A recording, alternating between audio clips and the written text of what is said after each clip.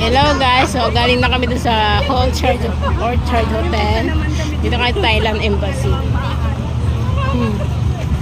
Pangalawang kainan.